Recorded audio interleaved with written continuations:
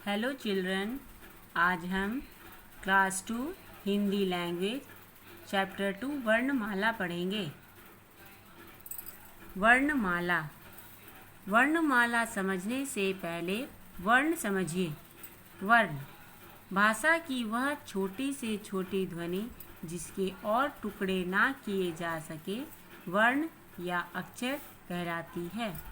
बोलते समय हमारे मुख से कुछ ध्वनियाँ निकलती हैं, उन्हें वर्ण कहते हैं। उनके लिखित रूप को अक्षर कहते हैं। बच्चों, वर्ण भाषा की वह छोटी से छोटी ध्वनि है जिसके और टुकड़े नहीं किए जा सकते।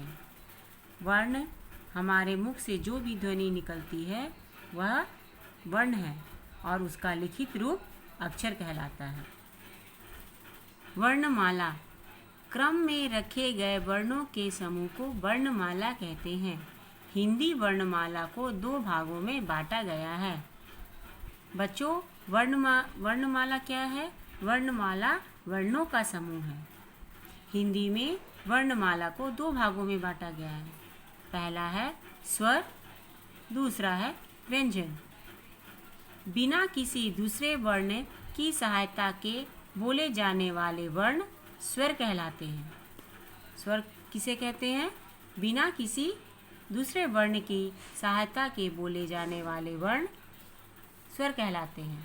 अ, आ, ई, उ, री, ए, ऐ, ओ, औ ये सारे स्वर हैं। आयोगवा ये वर्ण ना तो स्वर है और ना ही व्यंजन है। अन, आहा।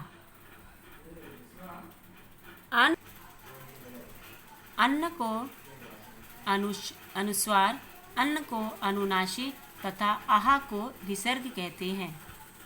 व्यंजन किसी दूसरे वर्ण की सहायता से बोले जाने वाले वर्ण व्यंजन कहलाते हैं। बच्चों, किसी भी वर्ण को यदि किसी और वर्ण की सहायता से बोला जाए तो उसे हम व्यंजन कहते हैं। क, ख, ग, घ, अंग, च, छ, ज, झ, ञ, ट, ठ, ड, ढ, अण, त, थ, द, ध, न, प, फ, ब, भ, म, य, र, ल, व, तालव्य श, मूर्धन्य श, दंती श, ह ये सारे व्यंजन हैं। संयुक्त व्यंजन 2 या 2 से अधिक व्यंजन मिलकर संयुक्त व्यंजन बनाते हैं। बच्चों, संयुक्त व्यंजन का क्या अर्थ होता है? संयुक्त व्यंजन किसे कहते हैं? वैसे व्यंजन जो किसी 2 वर्ण से मिलकर बनते हों। 2 किसी व्यंजन से मिलकर बनते हो उसे हम संयुक्त व्यंजन कहते हैं। हिंदी वर्णमाला में 4 संयुक्त व्यंजन हैं। पहला है अक्ष, त्र, ज्ञ और श्र। अक्षर जो है क और श से मिलकर बना है। त्र जो है त और त जोड़ र, यह क्या बनता है?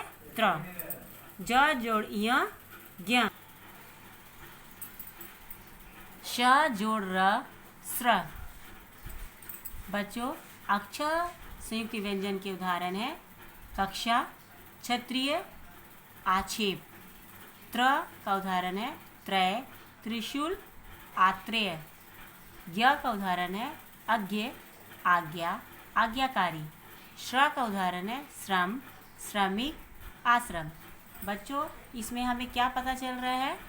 जो संयुक्त व्यंजन है वो 2 व्यंजन वर्ण से मिलकर बने हैं।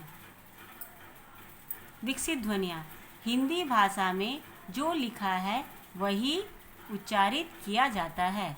शुद्ध उच्चारण के लिए हिंदी भाषा में कुछ वर्ण विकसित हुए हैं। ये वर्ण सदैव शब्द के बीच या अंत में आते हैं, प्रारंभ में नहीं। बच्चों, हिंदी भाषा में ये सारे स्वर और व्यंजन ये 2 आप पढ़ चुके हो। तो व्यंजन जो है, व्यंजन में इसके अलावा क से लेके ह तक ये जो व्यंजन है और संयुक्त व्यंजन 4 जो है आपका स्र, त्र, ज्ञ और स्र। इसके अलावा भी कुछ अलग से ध्वनियाँ हैं, कुछ विकसित ध्वनियाँ हैं जो क्या है, हिंदी भाषा में आई है, जो हमेशा शब्द के कहाँ लगती है, बीच में या अंत में लगती है। जैसे वो विकसित ध्वनियाँ जो है क्या है, अणा और ढ। अणा कहाँ लगता है, हाँ कहाँ लगा है, इसमें उदाहरण में देखिए, सड़क, ये कहाँ लगाया गया है, शब्द के बीच में, प्रारंभ में नहीं लगाया गया। पकड़, पकड़, ये शब्द के अंत में लगा है। जड़, जड़, ये भी शब्द के अंत में लगा है। तो ये जो है विकसित ध्वनियाँ जो ढ अणा है वो कहाँ लगी है, शब्द के इसमें बीच में, और इन दोनों में शब्द के अंत में लगा है। ढ, ये जो है आपका विकसित ध्वनियाँ जो है ढ, ये है आपका च ढ चढ़, जो शब्द के अंत में लगा है। बढ़ना, ये शब्द के बीच में लगा है। और पढ़ाई, ये भी शब्द के बीच में लगा है। तो विकसित ध्वनियाँ हमेशा शब्द के बीच में या शब्द के अंत में लगता है। धन्यवाद।